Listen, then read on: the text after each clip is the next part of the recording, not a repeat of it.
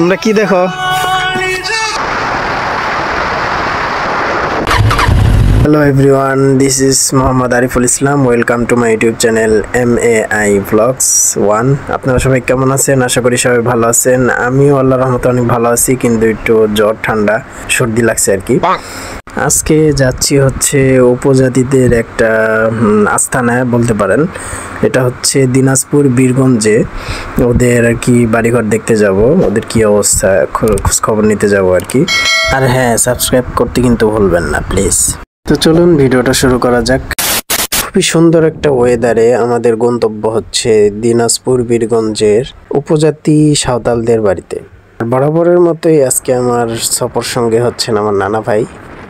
ওর সময় আমার নানা ভাই গাড়ি ড্রাইভ করবে, আসার সময় হয়তো আমি করবো আর কি। আজকে কয়েকদিন যাবত আমার শরীরটা অনেক অসুস্থ, জ্বর ঠান্ডা কাশি। এই ওয়েদারে বেশিরভাগ মানুষেরই এখন জ্বর ঠান্ডা কাশি। এই জন্য ভিডিও আপলোড দিতে পারিনি বিগত 3-4 দিন থেকে। আমার নানা ভাইয়ের বয়স 70+, অথচ তিনি এখনও 70-80-তে স্পিডে গাড়ি চালান আর কি। সে তার অভ্যাস নাই আস্তে গাড়ি চালানো, এই আর কি সত্য কথা বলতে। এখনও যদি কেউ তাকে আর কি ওভারটেক করে যায়, এটা তার আসলেই এটা তিনি নিতে পারেন না আর কি। তো যে কোনোভাবেই হোক তার সামনে যাবেই, কাটাকাটির অভ্যাস খুব আছে আর কি। তো আমার দেখা মতে উপজাতি, চাকমা, সাঁওতাল যেটাই বলেন, এদের মধ্যে হচ্ছে আমার দেখা মতে দিনাজপুরের মধ্যেই এদের বসতটা বেশি আর কি। সাঁওতাল জাতি আর কি, সাঁওতাল যাদেরকে সাঁওতাল বলে, এরা হচ্ছে আমি গিয়েছিলাম কয়েকদিন আগে, তো আবারও যাচ্ছি তাদের ওইখানে। তাদের পরিবার, তারা কিভাবে চলাফেরা করেন, এরপরে হচ্ছে তাদের কালচার।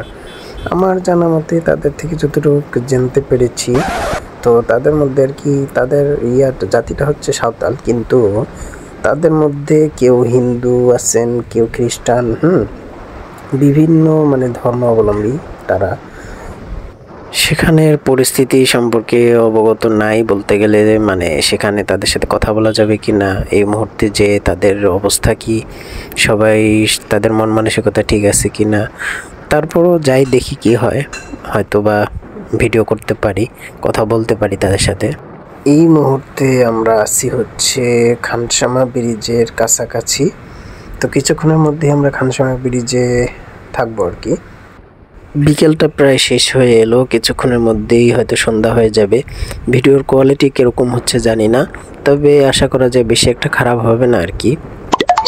আমি আগেও হয়তো কোনো ভিডিওর মধ্যে বলেছিলাম যে আমাদের খানসামা ব্রিজ থেকে নিয়ে বীরগঞ্জে যাওয়ার রাস্তাটা খুবই ভালো লাগে। এটার রাস্তাটা যেরকম চওড়া, সেরকম গাড়ি ঘোড়া থাকে অবশ্য, তবে ভালো লাগে, এই রাস্তাটায় গাড়ি চালাতে ভালো লাগে।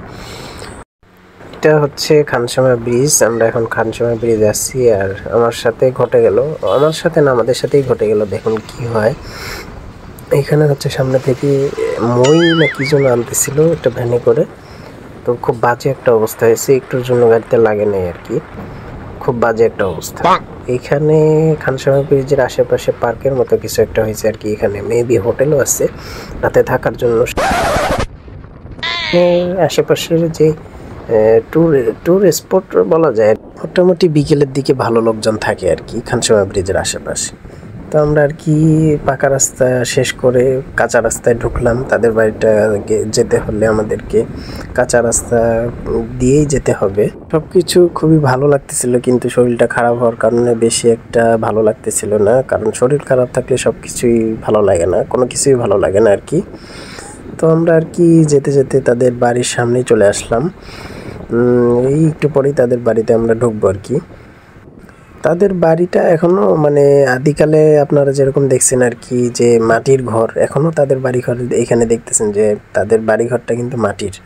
এটা হচ্ছে তাদের বাড়ি। তাদের সংসারটা কোনো রকম চলে আর কি, দিন আনে দিন খায়, এরকম একটা অবস্থা, কোনো রকম দিন চলে। আর তাদের বাড়িতে খুবই সুন্দর লাগতেছে আমার এই ফুলের গাছগুলো। আগে এসেছিলাম, খুবই ভালো লাগছে। এখান থেকে আমি ফুলের গাছ নিয়ে গেছিলাম। এখানে অনেক রকম ফুলের গাছ আছে যেগুলোর নামও আমি জানি না, এই আর কি। তাদের বাড়িতে এতবার আসা হয়েছে, কয়েকবার আসা হয়েছে, কিন্তু তাদের ভাষাটা আজ পর্যন্ত আমি কোনো কিছুই শিখতে পারি নাই, তবে শেখার ইচ্ছা আছে তাদের ভাষা। আমাদের ভাষা তারা বুঝে, কিন্তু তাদের ভাষা আমরা বুঝি না, এই আর কি একটা সমস্যা। অনেক ইচ্ছা ছিল ক্যামেরার সামনে তাদের সাথে কথা বলবো, কিন্তু এসে দেখলাম যে পুরুষ লোকটা তিনি খুবই অসুস্থ। এই জন্য ভাবলাম যে তাদের মন মানসিকতা এমনি ভালো না, এই জন্য তাদের সাথে আর কথা বলার সুযোগ হয়নি ক্যামেরার সামনে। তবে তারা আমাকে কথা দিয়েছে যে কোনো একদিন হয়তো ক্যামেরার সামনে কথা বলবে আমার সাথে, আপনাদের সাথে। তো বাচ্চারা একসাথে বসে আর কি কার্টুন দেখতেছে। তো আমি তাদেরকে বললাম যে আমাকে দেখবা, তো আমার ইউটিউব চ্যানেলটা আর কি তাদেরকে দেখাই দিলাম। তারা মোটামুটি খুশি হয়েছে আমাকে দেখে। তো মোটামুটি আজকের মতো ভিডিও থেকে বিদায় নিচ্ছি, আবার দেখা হবে নতুন কোনো ভিডিওতে। সেই পর্যন্ত সবাই ভালো থাকবেন, আমার জন্য দোয়া করবেন, আমিও আপনাদের জন্য দোয়া করি। আসসালামু আলাইকুম।